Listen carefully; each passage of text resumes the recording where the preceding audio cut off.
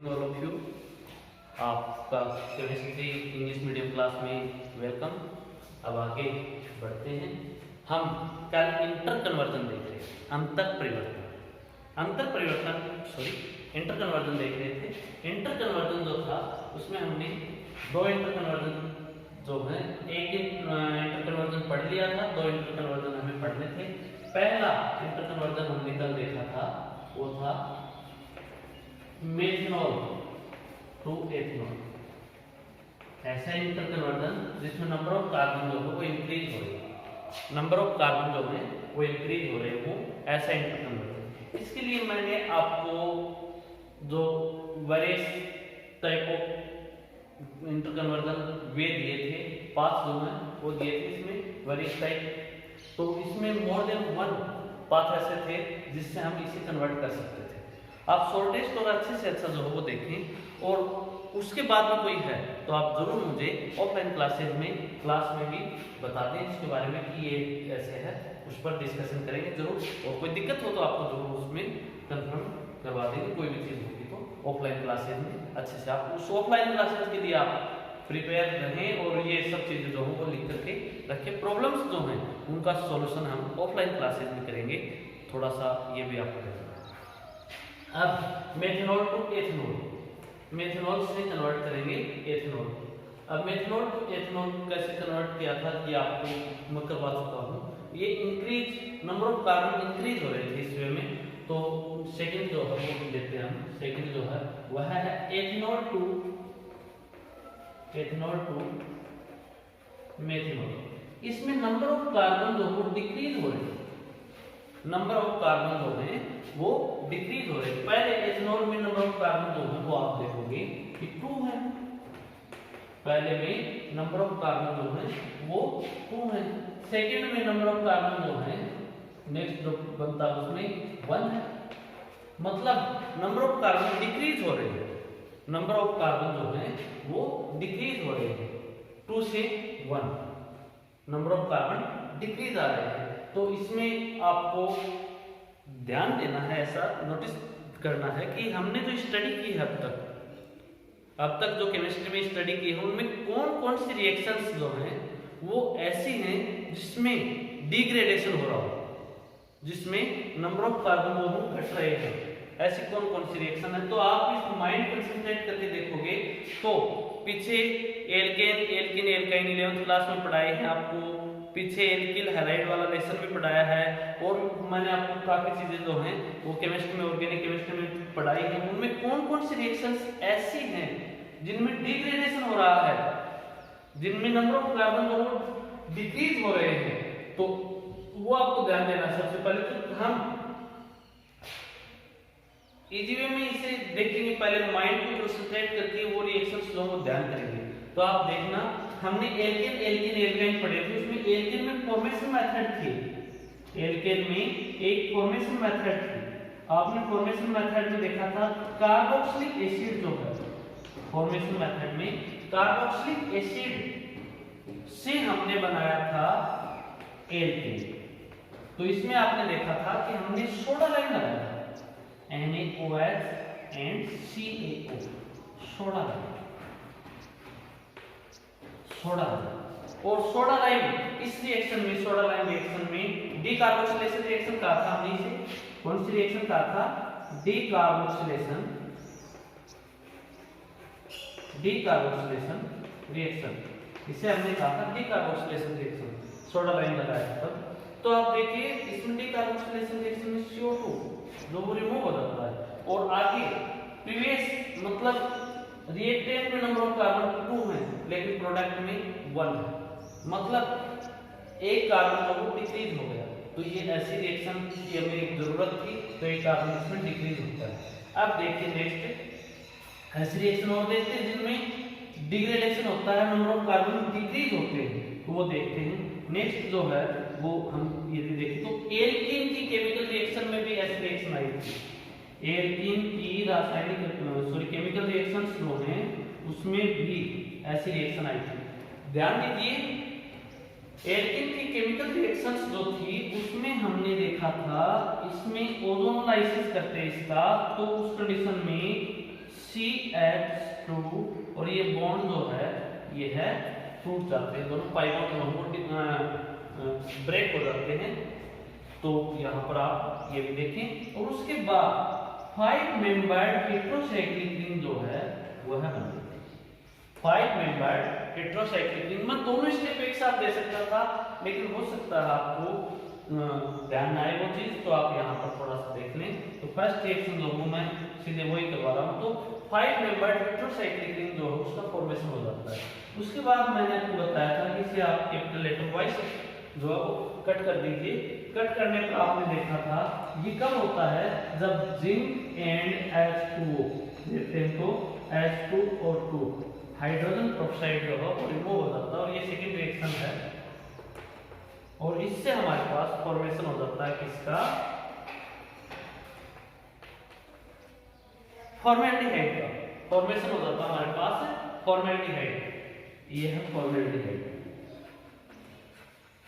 Formaldehyde तो formaldehyde आप देखोगे हमने रिएक्टेंट लिया था एथिन, हमने रिएक्टेंट लिया था एथिन और वह कन्वर्ट हुआ फॉर्मेल्डिहाइड में। तो एथिन में नंबर ऑफ कार्बन जो है 2 है और फॉर्मेल्डिहाइड में नंबर ऑफ कार्बन जो है वो 1 है। फॉर्मेल्डिहाइड में नंबर ऑफ कार्बन जो है 1 है और एथिन जो हमने लिए एथिन उसमें नंबर ऑफ कार्बन तो डिग्रेडेशन हो रहा है, इसमें भी डिक्रीज हो रहे हैं, नंबर ऑफ कार्बन जो हैं वो डिक्रीज हो रहे हैं। तो ये चीज जो है वो आप अच्छे से नोटिस करके देखें कि ये डिक्रीज हो रहा है। तो ये रिएक्शन भी डिग्रेडेशन रिएक्शन में हम ले सकते हैं। इस रिएक्शन को हमने कहा था, ये फर्स्ट थी, सेकंड रिएक्शन इसको हमने कहा था ओजोनोलाइसिस। ओजोनोलाइसिस तो ओजोनोलाइसिस रिएक्शन जो है वह भी डिग्रेडेशन रिएक्शन है। तो आप ये चीज ध्यान रखें। थर्ड जो है वो आपकी साइड हो सकता है ना आई हो, इससे इस रिएक्शन का नेम जो है नेम रिएक्शन है और आगे सिलेबस में आ जाएगी एमीन वाले में, और जो सिलेबस में होती है उससे हम इंटर कन्वर्जन कर सकते हैं और इससे इंटर कन्वर्जन में हम इसे काम में ले सकते हैं। तो यदि नहीं आई है तो आप यहाँ पर देखते हैं इसे हाफमैन ब्रोमेमाइड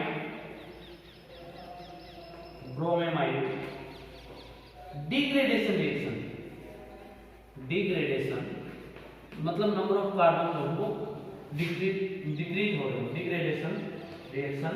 तो हम हाफमैन ब्रोमेमाइड डिग्रेडेशन रिएक्शन यदि हम देखते हैं तो इसमें एमाइड जो है वह है, ये लिया हमने एमाइड जो है वह कन्वर्ट हो जाता है यदि इसकी रिएक्शन हम ब्रोमीन वाटर एंड KOH से करवाते हैं।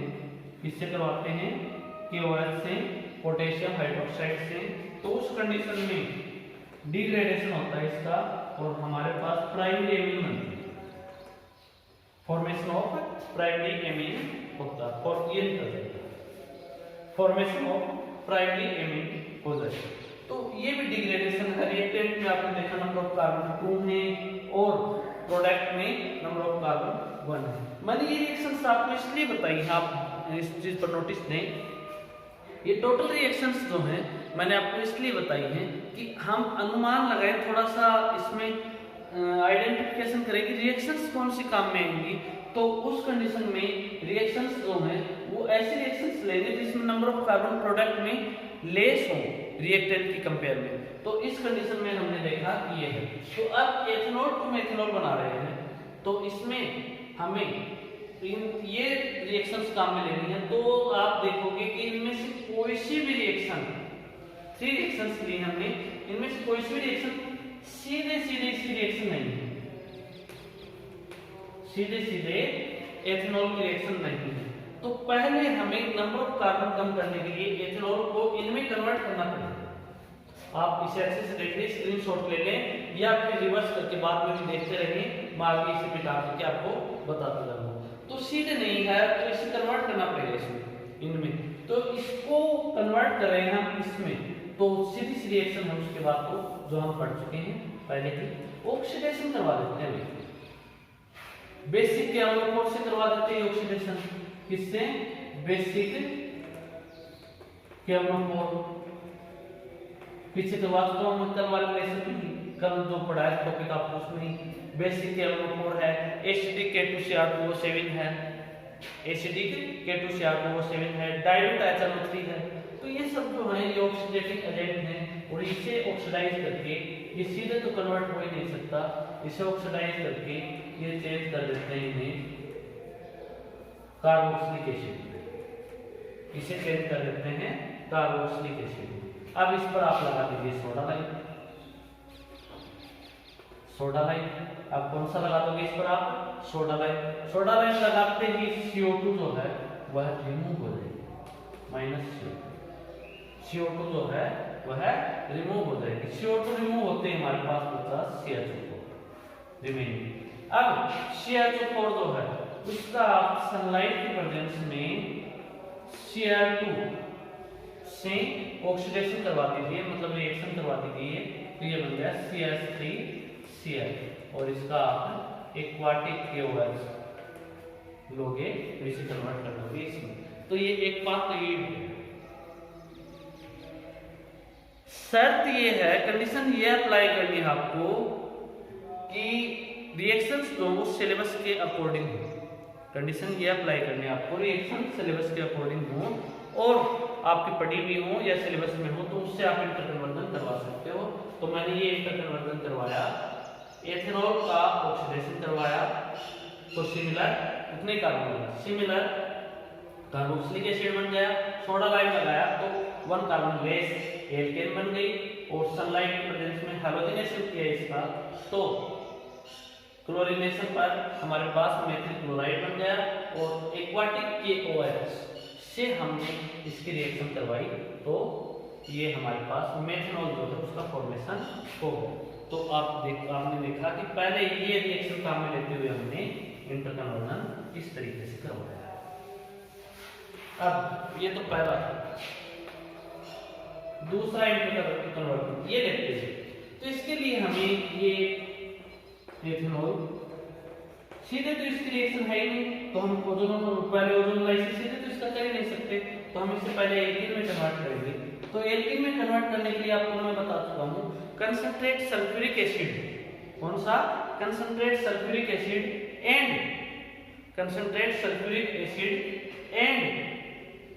443 केल्विन टेंपरेचर लेते हैं तो इसका डिहाइड्रेशन हो जाता है और डिहाइड्रेशन होने से क्या बन जाएगा? ये एल्कीन में चेंज हो जाएगा। एक तरीका और है, अलग अलग तरीके आप काम में लेते रहे, रिएक्शंस को काम में लेते रहे तो आपको सहूलियत रहेगी, रिएक्शंस भी आपको तैयार हो जाएगी। तो इसकी अगली रिएक्शन जो है वो आप ये दे लीजिए, Al2O3 के साथ इसे हीट कर दीजिए 573 केल्विन टेंपरेचर पर, मतलब 300 डिग्री सेंटीग्रेड पर। इसे आप Al2O3 कैटालिस्ट के साथ गर्म करोगे, हीट करोगे तो उस कंडीशन में आपके पास फॉर्मेशन हो जाएगा एथीन, फॉर्मेशन हो जाएगा एथीन का। अब मैं ये दोनों रिएक्शन एक साथ लिखता हूँ। फर्स्ट है O3 ओजोनोलाइसिस, सेकंड है जिंक प्लस H2, तो आपके पास फॉर्मेल्डिहाइड बन जाता है, फॉर्मेल्डिहाइड जो है वह बन जाएगा, फॉर्मेशन ऑफ फॉर्मेल्डिहाइड हो जाएगा। अब इसी वे आप इसका कर दीजिए रिडक्शन। अब आप इसका रिडक्शन कर दीजिए, मेथनॉल जो है उसका फॉर्मेशन हो जाएगा, मेथनॉल का फॉर्मेशन जो है वो हो जाएगा। इस तरीके से आप मेथनॉल का फॉर्मेशन कर सकते हैं।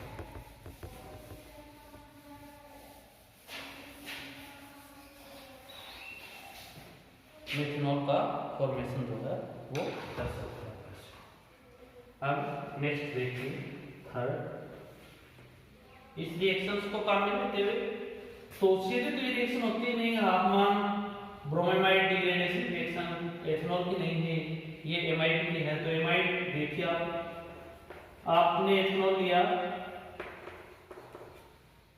ऑक्सीडेशन करवा दीजिए और लंबा ऑक्सीडेशन चलेगा, basic KMnO4 acidic K2Cr2O7 dilute HNO3, तो किसी से करवाओगे तो सिमिलर आपके पास क्या बन जाएगा, carboxylic acid. Similar carboxylic acid जो है उसकी आप रिएक्शन करवा दीजिए NH3 के साथ। एक ही स्टेप में भी हो सकती है, रिएक्शन करवाइए, गर्म कीजिए, एमाइड बन जाएगा। दो स्टेप में मैं आपको बता दूं, NH3 के साथ करवाते हो तो पहले एसिड बेस रिएक्शन होगी और ये बनेगा CH3COO NH4 प्लस और ये अमोनियम एसिटेट बनेगा। इसे आप गर्म कर दीजिए तो H2O मॉलिक्यूल निकल जाएगा और एमाइड बनेगा। क्या बन जाएगा, एमाइड। ये चाहिए था हमें। तो अब हम इसकी रिएक्शन करवा देते हैं Br2 एंड KOH से। रिएक्शन करवा देते हैं Br2 एंड KOH से। प्राइमरी अमीन बन जाएगी। इससे ये अब मिटा देता हूं। ये रिएक्शन हमने काम में ले ली है। अब यूज हो गई ये रिएक्शन। अब हम आगे बढ़ते हैं। टिल्डेन रिएजेंट NOCl के साथ रिएक्शन करेंगे। टिल्डेन रिएजेंट देखा था आपने कि ये टिल्डेन के साथ रिएक्शन करके तो ये बना देता है क्लोरोमेथेन, और क्लोरोमेथेन को हम एक्वाटिक KOH के साथ रिएक्शन कराएंगे तो चेंज होता है CH3OH मेथनॉल। अब आप शॉर्टेस्ट वे काम में ले, एक तो ये है, इसमें आपको नोटिस वाली जो बातें हैं वो ये हैं। एक तो शॉर्टेस्ट वे जो है वो काम में ले। दूसरा आप शॉर्टेस्ट वे काम में लेने के साथ साथ दूसरा आप इसमें ये भी नोटिस रखें कि यदि आपको शॉर्टेस्ट वे ध्यान नहीं है तो थोड़ा इस तरीके से कोई सा भी वे आप काम में ले सकते हैं। नहीं करने से अच्छा है कुछ किया जाए, और कुछ करोगे तो इनमें से कोई सा वे आप काम में ले सकते हो। क्लियर? अब आगे बढ़ते हैं। ये इंटरकन्वर्टर हमने यहाँ पर कंप्लीट कर दिया।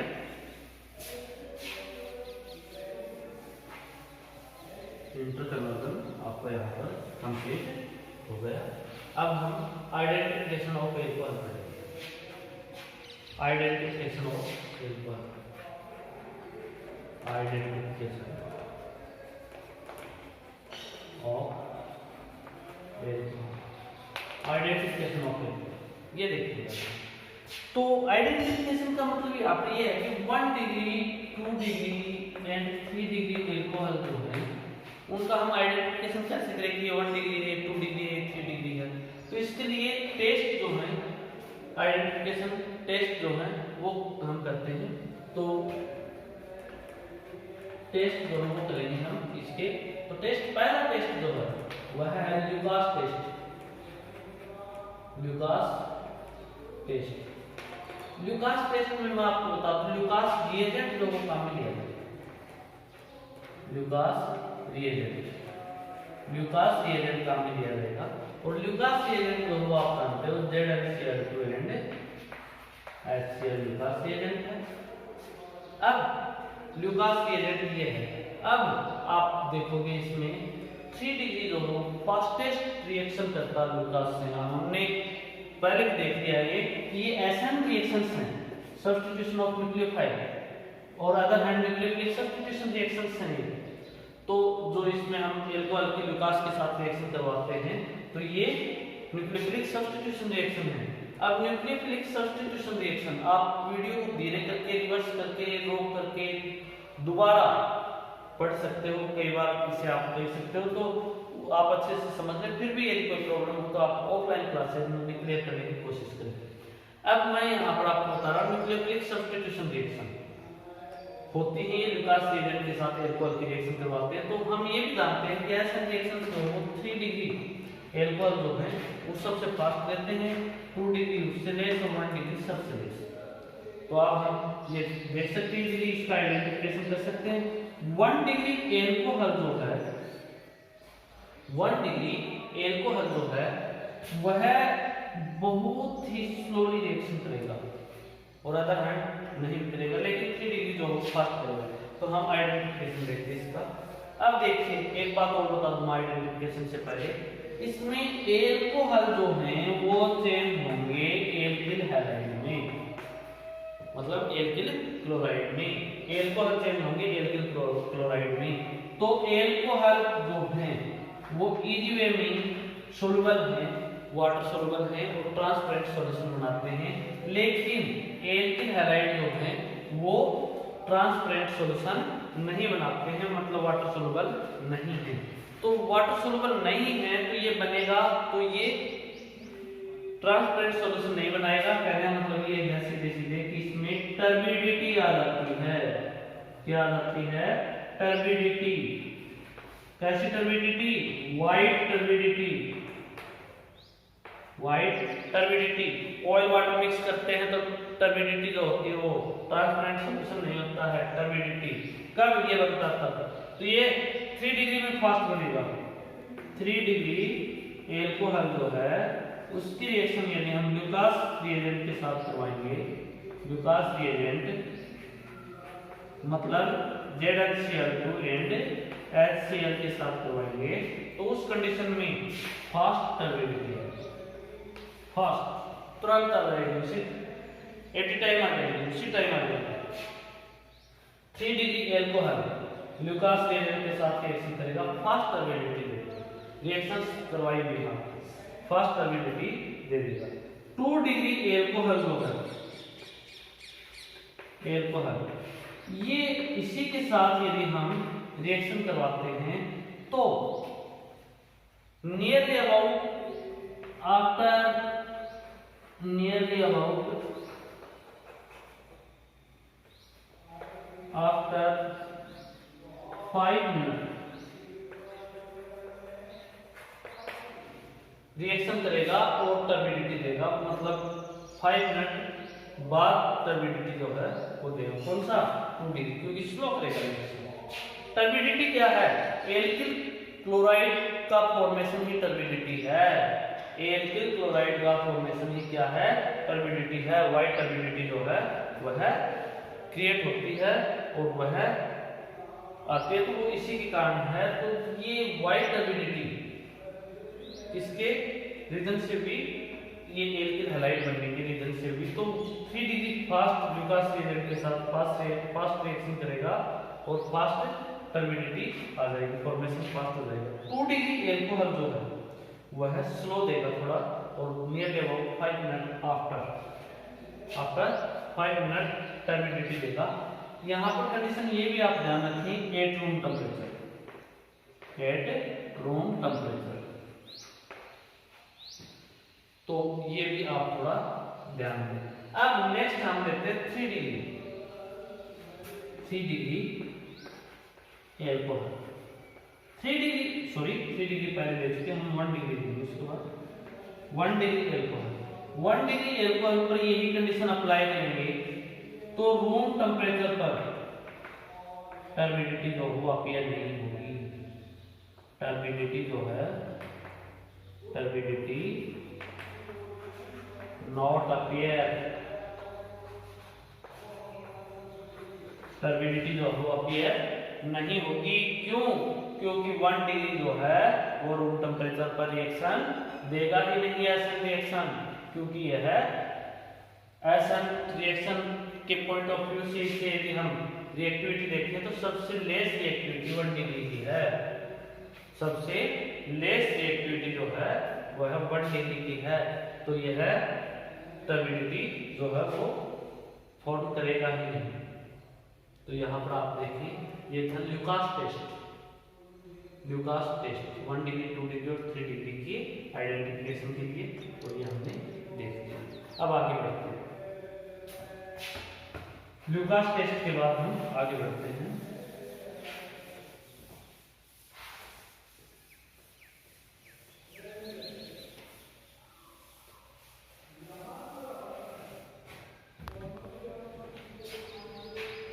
सेकंड विक्टरमेयर टेस्ट,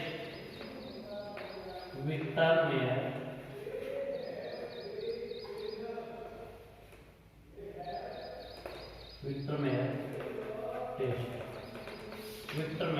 टेस्ट, ठीक है। स्पेलिंग थोड़ा कंफ्यूज कर लेना, इससे कोई वैसे तो विशेष कोई फर्क नहीं पड़ता, लेकिन हो जाएगा विक्टरमेयर टेस्ट। तो विक्टरमेयर टेस्ट जो उसकी स्टेप्स जो वो एज मैं लिख रहा हूँ वैसे हैं। स्टेप फर्स्ट में क्या होता है, alcohol react with phosphorus and I2 and form alcohol react with phosphorus and iodine and form alkyl iodide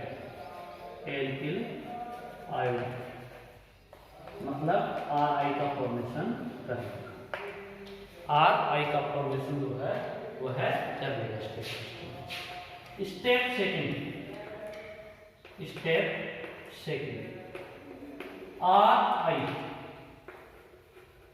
react with, ये विधि का सिंबल है, इसका symbol react with Ri react with silver nitride formula as AgNO2 react with AgNO2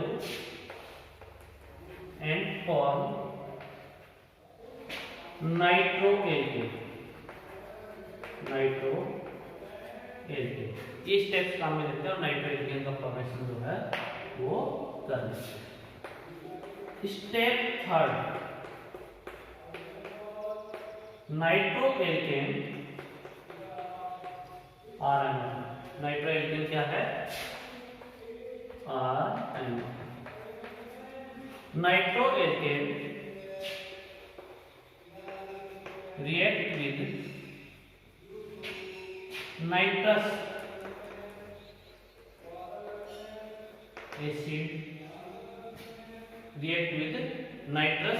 acid and form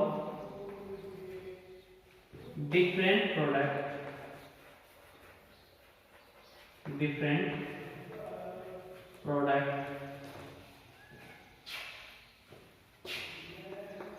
with different alcohol।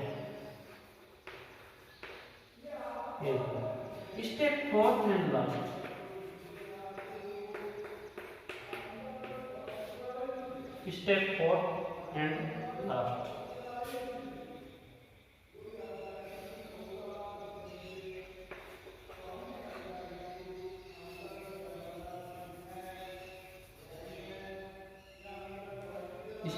Fourth and last में क्या करेंगे, product that form in step third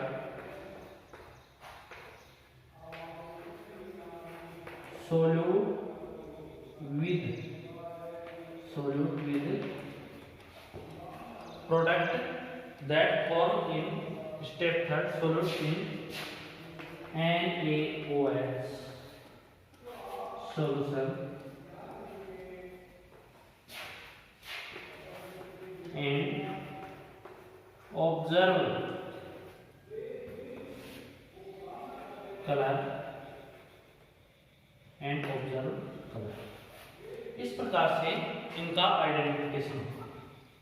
इस type से इसका identification होगा। ये steps आप अच्छे से देख लें और स्क्रीनशॉट ले लें वीडियो को रोककर, और स्क्रीनशॉट लेकर के उसके बाद आप इसे वैसे तैयार कर ले और इसमें देख ले कोई भी प्रॉब्लम हो तो रिवर्स करके देखते रहे। मैं इसे मिटाऊंगा और आपको केमिकल रिएक्शंस जो हैं वो करवाऊंगा।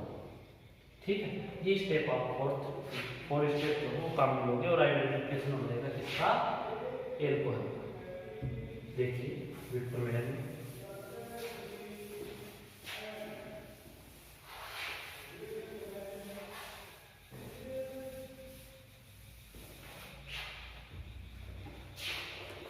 1 डिग्री अल्कोहल ये है,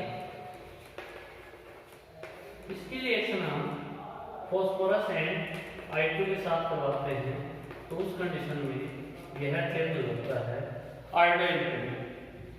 उसके बाद नेक्स्ट स्टेप में हमने देखा था कि इसके बाद रिएक्शन हम करवाते हैं सिल्वर नाइट्राइड से, तो नाइट्रोएल्केन में RCH2। उसके बाद इसकी रिएक्शन करवाते हैं नाइट्रस एसिड से। इससे करवाते हैं नाइट्रस एसिड से। तो नाइट्रस एसिड जो होगा उसका फॉर्मूला ध्यान रखिए, ये होता है नाइट्रस एसिड का फॉर्मूला। अब अल्फा कार्बन पर दो हाइड्रोजन हो, two hydrogen present at alpha carbon, then we remove water molecule as that form, and then 1 degree alcohol form, then 1 degree alcohol form nitrolic acid, that acid known by nitrolic acid, nitrolic acid. Nitrolic acid when soluble in NaOH solution, then red color,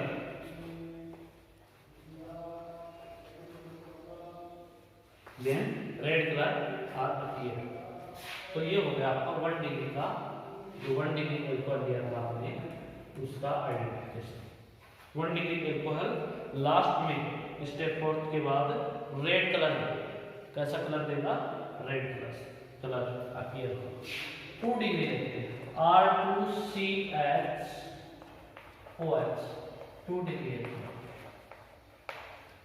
इससे इस तरीके से आप reaction करवाइए phosphorus and I2 के साथ, तो उस कंडीशन में RCHI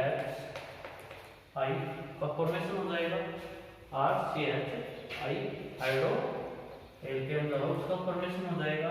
उसके बाद आप रिएक्शन करवाइए सिल्वर नाइट्राइट से। ये रिएक्शन जनरली मैं आपको ऑफलाइन क्लासेस में बता चुका हूँ। सिल्वर नाइट्राइट और पोटेशियम नाइट्राइट इनसे रिएक्शन करवाते हैं तो सिल्वर नाइट्राइट तो नाइट्रो एल्केन देता है, और पोटेशियम नाइट्राइट जो है ना वो आपका एल्किल नाइट्राइट बनाता है, और ये रिएक्शन फॉर्मेशन करता है एल्किल नाइट्राइट का। और ये फॉर्मेशन सिल्वर नाइट्राइट जो है वो react with alkyl halide and form nitro alkene.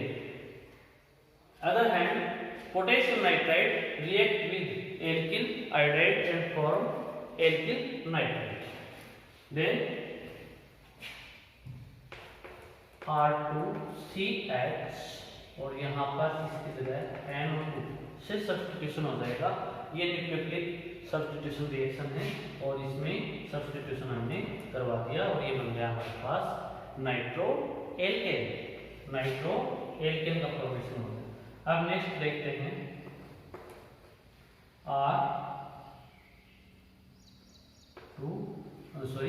इसका नेक्स्ट रिएक्शन जो है वो हम कराते हैं नाइट्रस एसिड से। नाइट्रस एसिड से मैंने आपको बताया था कि when alpha number of alpha hydrogen are 2, then that side of nitrous acid react with nitroalkane, but when alpha hydrogen present in single number, then RC ये वाटर मॉलिक्यूल जो है वह रिमूव हो जाएगा, -H2O and NO2 and form सूडोनाइट्रोल।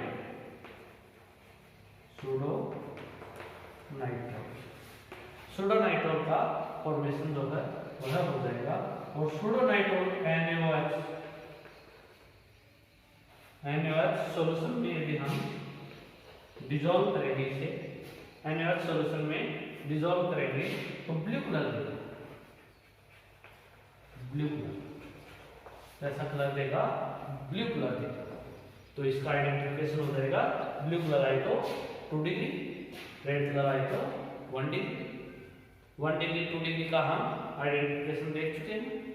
अब 3 degree देखते हैं, R3COH। अब आपको पहले इसमें थोड़ा सा आइडेंटिफिकेशन हो गया होगा कि अल्फा हाइड्रोजन है नहीं तो नाइट्रस एसिड तो रिएक्शन करेगा ही नहीं आगे, लेकिन हम प्रोसेस जो है वही काम में लेंगे क्योंकि हमें पहले थोड़े पता है कि ये कौन सा है कौन सा नहीं है।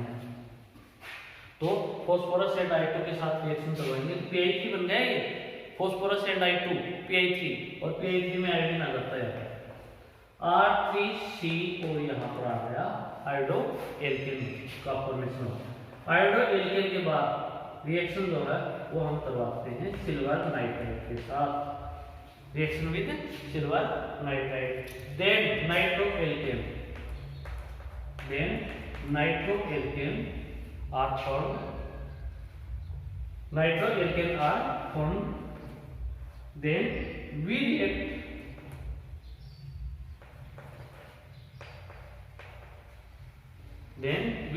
it with nitrous acid. There are no reaction take place, then we soluble it in NaOH solution,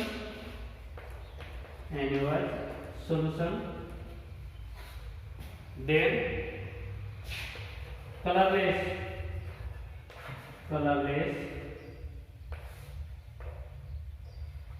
solution are formed. In that condition, we identify that the alcohol are tertiary alcohol. In conditions में हम 1 degree, 2 degree and 3 degree alcohol जो है उनका identification कर सकते हैं, और यह विक्टरमेयर टेस्ट जो है वो कहलाता है, और विक्टरमेयर टेस्ट जो है उससे आइडेंटिफिकेशन इनका होता है। आप इसमें कहीं पर भी आपको प्रॉब्लम्स हो तो आप ऑफलाइन क्लासेज में मुझे कंफर्म कर लें मुझसे, तो कोई भी प्रॉब्लम हो कभी भी आप कंफर्म कर सकते हो, कोई दिक्कत नहीं है। आप इन्हें कॉपी में रख लीजिए, 2-3 टाइम प्रैक्टिस कर लेंगे अच्छे से, और प्रैक्टिस कर लोगे तो उससे आपको ये अच्छे से क्लियर हो जाएगी। प्रैक्टिस मेक्स परफेक्ट, ये थोड़ा सा ध्यान रखें। तो आज के लिए इतना ही, नेक्स्ट केमिस्ट्री क्लास में आप अटेंड करें।